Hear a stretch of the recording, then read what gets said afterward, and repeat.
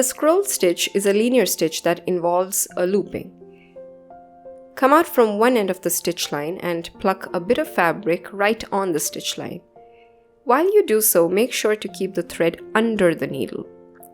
Then loop the thread around the needle. Pull out the needle to form a little bulb or knot.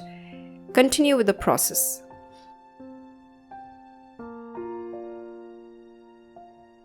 It looks like a row of knots joined by straight stitches. That is the reason why I have placed the stitch under the knot stitch family. This is a pretty stitch to work on edges and borders of a fabric.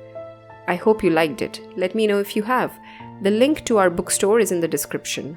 Find hand embroidery ebooks for learners of various skills there. Thank you for watching.